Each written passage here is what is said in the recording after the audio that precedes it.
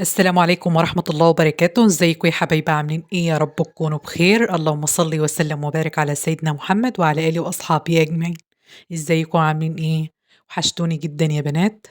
النهارده كده نعمل وصفة سهلة وبسيطة مع بعض، هنعمل رز بالبسلة والزبيب على طريقتي، طريقة سهلة وسريعة جدًا يا بنات، وتغيير كده للرز، ينفع طبعًا في العزومات، وطبعًا عشان شهر رمضان داخل علينا كل سنة وأنتم طيبين، لازم يبقى في تغيير في الأكل كده، ونعمل كل حاجة مع بعض إن شاء الله، حاجة سهلة كده وسهلة وخفيفة كده مع بعض. هنبدأ كده سمنة مع زيت على البوتاجاز الأول، وبعد كده هابدأ أنزل بالبصل، طبعًا المقادير كانت واضحة يا بنات، ولو كده هاكتبها في صندوق الوصف إن شاء الله. هانزل كده أشوّح البصل شوية في الزيت والسمنة مع بعض، mix كده جميل.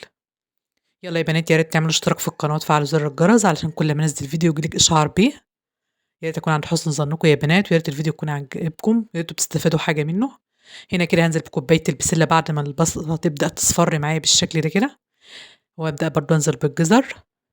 طبعًا يا بنات أنا مش سالقة الجزر والكوسة دول لأ، طبعًا أنا هاسيبهم بس ياخدوا غلوتين مع بعض، وطبعًا كل ده يستوى مع الرز ويبقى طعمه جميل جدًا. كده يا بنات بقى هانزل بالزبيب، لازم أدّي له تشويحة مع البسلة والجزر والبصل، طبعًا بيبقى جميل جدًا، عايزة أقول لكم إنه كان تحفة وروعة خالص، يا ريت تجربوه يا بنات وإيه رأيكم فيه، جميل جدًا وسهل يا بنات ومش مكلّف خالص. طبعًا ده موسم البسلة بقى اليومين دول، طبعًا أنا كنت جايبة بسلة أخزّنها لرمضان، فقُلت أجرّب بقى الرز ده معاكم، أجرّبها كده في الرز الأول. هانزل كده بقى بالبهارات، طبعًا أنا حاطة هنا بهارات فراخ، طبعًا لو عايزة تحطّي مكعب ماجي ما فيش مشاكل، طبعًا ما أنتِ عايزة أي نوع بهارات أنتِ حاباه، بيدّي طعم جامد جدًا للرز وملح وفلفل، بالشكل ده كده لازم أدّي لهم تشويحة مع بعض.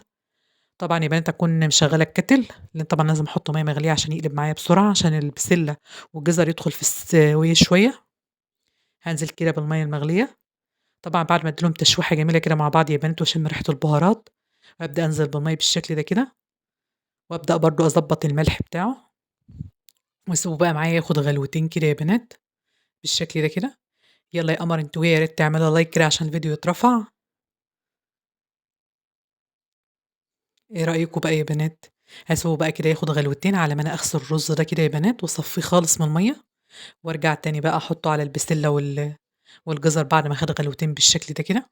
عايزة أقول لكم إن كانت ريحته جميلة جدًا وجبارة.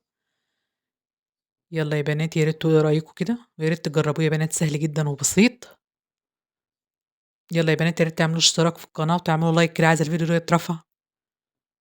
بالشكل ده كده يا بنات، هاسيبه بقى طبعًا لمّا يقلب معايا وأتعامل معاه زي نظام الرز العادي بالضبط خالص، أول ما ينشف أوطّي عليه وهيبقى جميل كده وحلو يا بنات.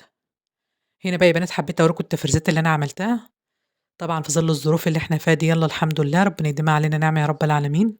هنا أنا كنت مفرّزة سبانخ وقلقاس، والكوسة دي أنا عاملاها مع البسلة والجزر، طبعًا الجزر ده يا بنات أنا مخرّطاه كده للبسلة أو شوربة الخضار. ده كده يا بنات بنجر أنا باشراه للفراولة، باحطه على عصير بيبقى جميل جدًا. وهنا ده برتقال، ودي جوافة، وديّة مانجا كنت أنا عاملاها، طبعًا ما اقدرش أطلّع كل الكمية اللي أنا عاملاها، أنا هاعمل فيديو إن شاء الله كده بكل التفريزات بإذن الله، وهاورّيها لكم مع بعض في الفريزر. لسه هاجيب كمية جزر وأبشرها كمان يا بنات للسلطة والسمك، بيبقى جميل جدًا. طبعًا الرز بالخلطة هاورّيكم التفريزات إن شاء الله مع بعض يا بنات في فيديو خاص. دي كده يا بنات الرز بعد ما استوى خالص بقى معايا بالشكل ده كده، عايزة أقول لكم كان ريحته وطعمه جميل جدًا، بالشكل ده كده معايا يا بنات شايفين شكله؟ حاجة كده تحفة تاكليه من غير أي حاجة. عملت بقى جنبه طبق مكرونة بالشكل ده كده، طبعًا باحب عليها البقدونس جدًا يا بنات وطعمها خطير، ودي كده فراخ محمرة وشوربة، وكان غدا سهل وبسيط يا بنات، يا ريت تجربوه ويا ريت يعجبكم، ويا ريت الفيديو يكون عند حسن ظنكم، ويا ريت يكون خفيف على قلبكم كده يا رب، يا ريت تجربوه وتقولوا لي رأيكم. السلام عليكم ورحمة الله وبركاته.